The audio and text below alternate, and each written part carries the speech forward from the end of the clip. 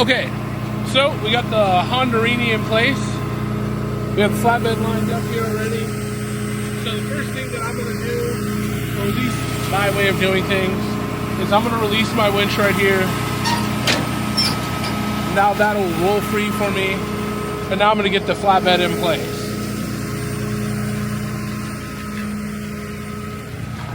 So as we did before, we have that first lever here to move the deck. We're at that point now where I can tilt the deck, put those legs into the ground. The suspension's already dropped.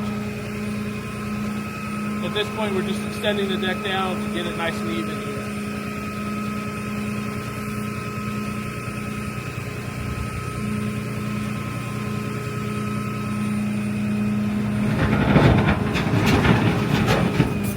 Alright, this is the part my wife's going to hate doing here because she's the one filming.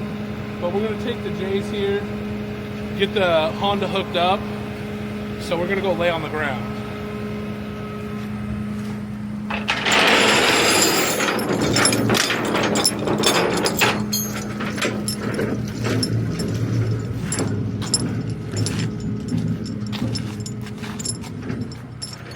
All right.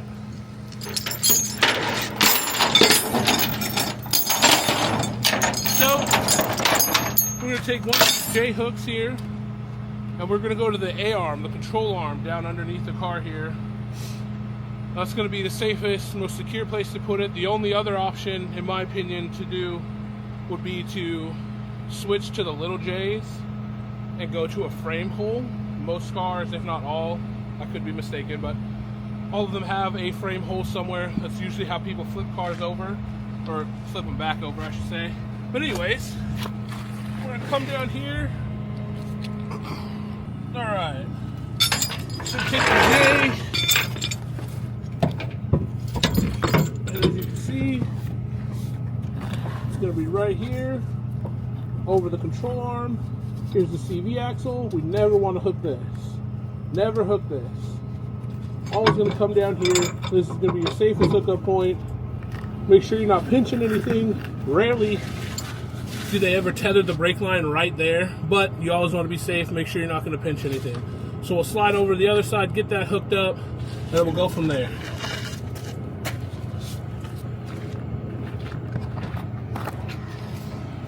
Okay. So we don't have a ton of tension. You can still see there's a slight bit of slack in the line. So we'll go back to the Honda here.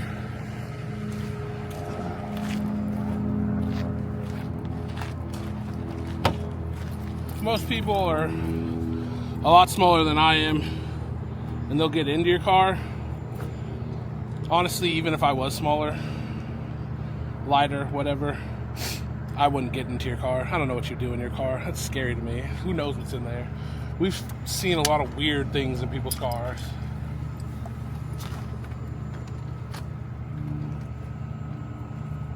So we've put the car into accessory mode. Let's say, for example, this one's overheating. I don't want to turn your car on. I don't want to cause any more damage. So I'm going to put it in accessory mode. I'm going to lean in, touch one hand to the brake and the other hand to the shifter. I've now put the vehicle in neutral. I'm also going to roll the window down. I have the fear of locking keys in the car. Not that I don't have the tools to get it out, but it just looks really unprofessional. So we have a remote for winching, but we also have the controls that we can use here too. It just kind of depends on the situation, but this is going to bring it in, so we'll go nice and easy. You can see the car immediately start to move.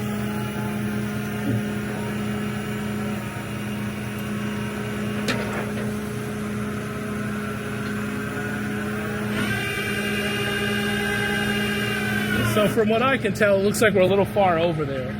So I'm going to turn that wheel and bring it a little closer.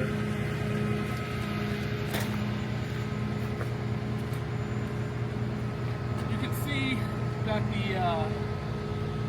the chain's touching the bumper.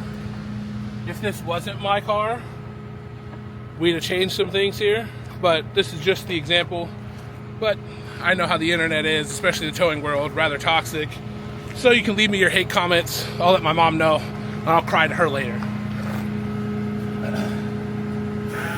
we have it. The wheels turn just to get it a little more centered for the truck. As we come up, I like the angle we have now. I'm gonna go down and turn these, get them nice and straight. Actually, it'll be a little to the right. So if you're a big boy, you can reach down, you can turn wheels by hand. I guess if you're a big girl, you could do it too, but it takes a little muscle.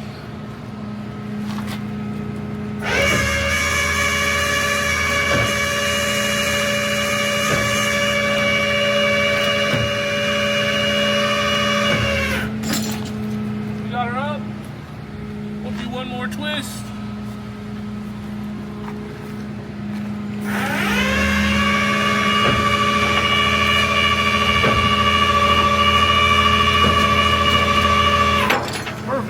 So for me, I'll put one strap on, get it locked in place, then I'll go put it back in park, take the keys out, roll the window up, or we'll do that in a different order. But then, because I'm not short, I'm gonna bring the bed all the way up and then strap it from there. Because strapping here is a lot more convenient for me as opposed to trying to strap it down there. Then once all is done, I'm gonna release that winch a little bit, just so there's not a lot of tension on the car, and rely on these straps, because that's what they're made for, is holding the car in place. And that's how we load a car onto a flatbed. Okay, this here is a skate. So we have 4 of these. Some people use Go Jacks. I don't understand the Go Jacks in the flatbed when you have these. A lot cheaper than a Go Jack. So a skate will go under the wheel. It gets hammered in. And you'll see this done for vehicles that are 1, stuck in park, 2, don't have keys, which ultimately means stuck in park. Another thing you'll see is if the sometimes parking brakes get stuck, especially these electric cars, the skate will go under. So you take a mallet, get it under there. Once that skate's under there, it creates separation. So instead of your car dragging across the ground, now the skate's doing all the work. It's taking the pressure off the transmission, the transfer case. It takes the pressure off of everything and allows the car just to come gradually on the plastic skates, which saves you a lot of work as an operator. The other option is for when your car's stuck or locked up, whatever, would be that truck over there and the dollies. But people have a preference. They'd rather have the flatbed come out. And to be quite honest, if your vehicle is stuck in park and you call Frank's Towing, unless you are very adamant about it, in my professional experience, I'm coming with that truck. That truck can do it. This one, for our heavier stuff, for the cars that roll, I feel a lot more comfortable doing it this way. You can do it on skates, but I feel like there's still just the advantages to having the wheel lift and dolly come out for the vehicles that are locked up or missing keys, stuff like that. So just that quick little tip for you. There you go. If you liked this video, please like, subscribe, share, and comment.